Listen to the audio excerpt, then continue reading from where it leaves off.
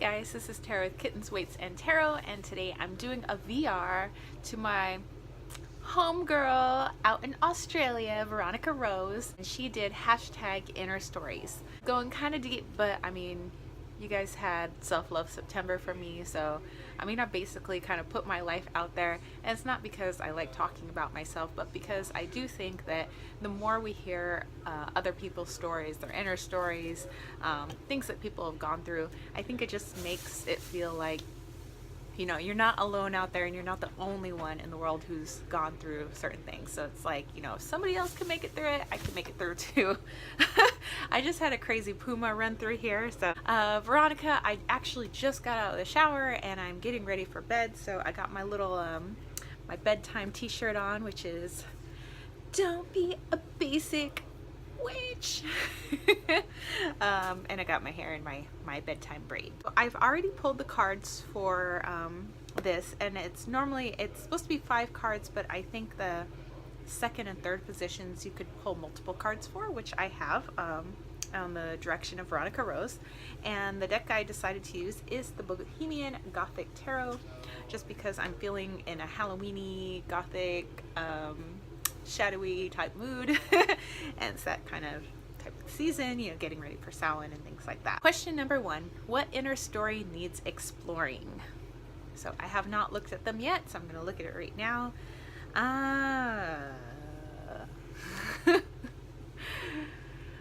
And here we go, it starts.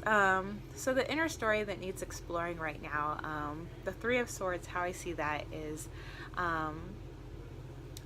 comparing myself to others and sometimes being jealous of what others have achieved. You know, if I feel like, man, why haven't I achieved that yet? You know, I mean, obviously, if I take stock of my life, I have achieved a lot. You know, everything I've set out to do, I've done. And yet, you know, I always set my bar higher, higher, higher. There's so much more I want to achieve. And so I look to people that have achieved more success than I have in the area that I have set my bar. And so, of course, I envy those people. And sometimes I get into a state of, instead of, you know, congratulating them in my mind and being like, that's awesome, sometimes I'm like, you know, it's just human of me to be like, man, I want to be there too. How come I can't be there too? You know, and I know eventually, if I sit down and get out of my ego, I know that I will be there. It's just going to take some time, and the universe doesn't always, you know, bend to my will just because I say so. So I think that is what needs exploring right now. Next is the how, when, why of the inner story. Okay, so I have the how, and it looks like these got knocked upside down when the crazy puma came running through. Okay, so how did this story start? Right away, I got my dad. Okay, so when I was younger, it was always placed upon me, I mean by both my parents, but mostly by my dad, of, you know, he would point out another child or, you know, somebody else's kid and say, why can't you be more like them? Or why can't you do that? Why can't you do this? It was always a feeling of whatever I do isn't enough, you know.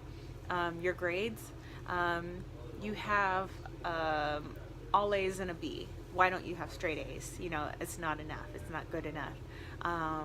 When I was getting accepted into colleges, you know, way back when, it was like you got accepted here and here, but you didn't get accepted here. It was kind of always focusing on the negative. How come you can't do this? How come, you know, instead of looking at the positives? And I think that that has stuck with me a little bit, but at least now I'm more cognizant of when that's going on, where instead of getting into a negative mindset of what I don't have and what I haven't achieved, I'm, at least more recently, a lot more capable of seeing what I have achieved and congratulating myself on that. So I think how that started was a little bit of pressure from Daddy Dearest. Okay, when did that actually start? Okay, so here we have the Lover's card, and what I'm getting for that is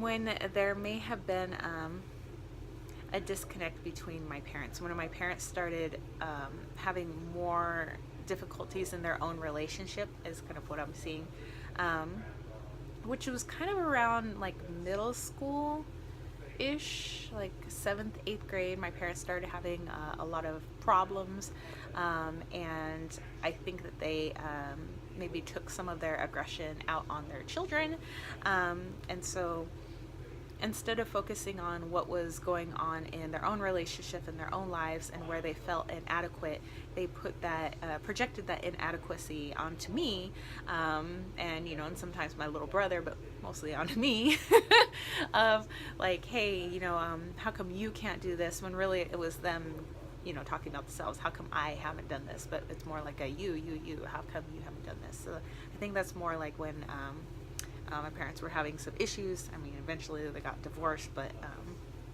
yeah. Okay, so the why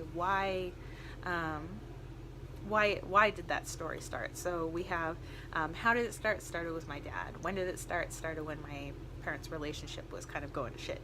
And then why did it start? We have the world.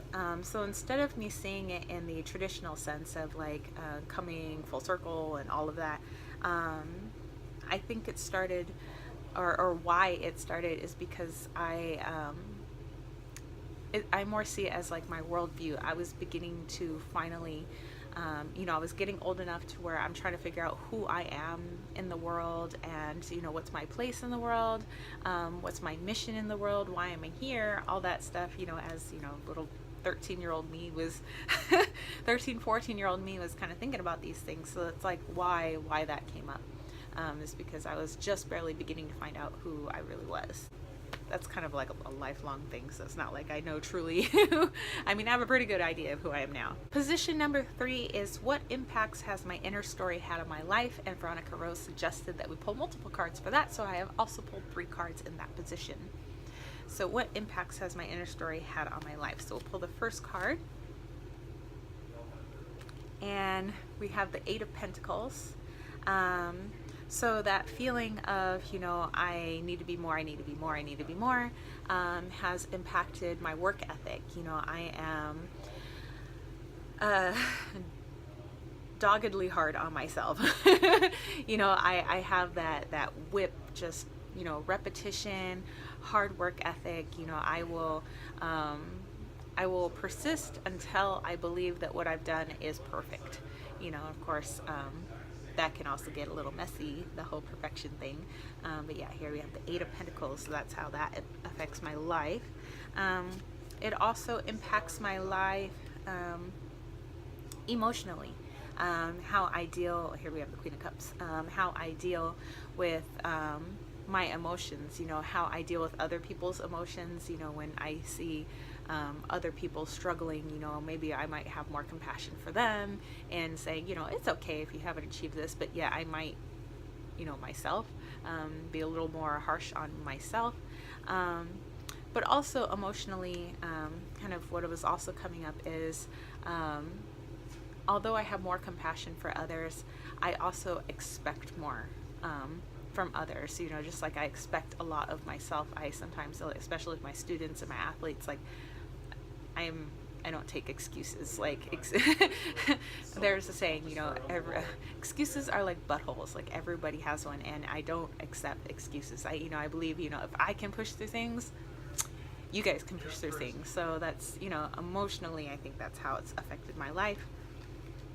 The other way it has affected my life is in the 4 of Pentacles. Wow, that's really true. For all the achievements that, oh, here's Wally. Hello. For all of the achievements that I have, and everything that I get materialistically, or materially wise, in the material realm, I tend to really guard my stuff. I guard my emotions. I guard my personal bubble, my personal space. I guard my things. because it's like that feeling of I work so hard, I don't want anybody to take it away from me, you know, so I tend to have like a really tight grasp on my stuff. Position number 4 is, what is the most effective way to challenge my inner story? And that is the Page of Wands. So how I'm seeing that is, as I dive into the things that I enjoy doing, and here I see the little boy playing music, you know, like I love music, I love photography, I love art, I love all those things, to more focus on the act of doing those things because they bring me joy and happiness, and not because I'm trying to, you know, climb some imaginary ladder or to beat out this imaginary person, you know, that I'm just doing things because I love to do them genuinely, and not because I'm like trying to gain these like imaginary accolades for who, you know. And finally, the last card, which is card number 5, how will challenging this inner story affect me in the future? So if I actually, you know, do what card number 4 said, how would this affect me in the future? Okay, here, and we have the 10 of Pentacles. So I'm seeing as like myself over here, I'm like finally opening the door to like let more people into my life, let more joy into my life, let more, even more abundance, more opportunities, more ways to find out who I am and what my talents are. You know, because I don't have such a narrow focus. So there you go. Thank you so much, Veronica Rose, for creating this hashtag inner stories, and I truly enjoyed it.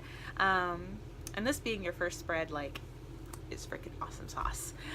So I hope you guys enjoyed this. Wally just walked by to say hello. You may have caught a tail in there. And all that crashing around the background is him. So if you enjoyed this video, don't forget to give it a thumbs up.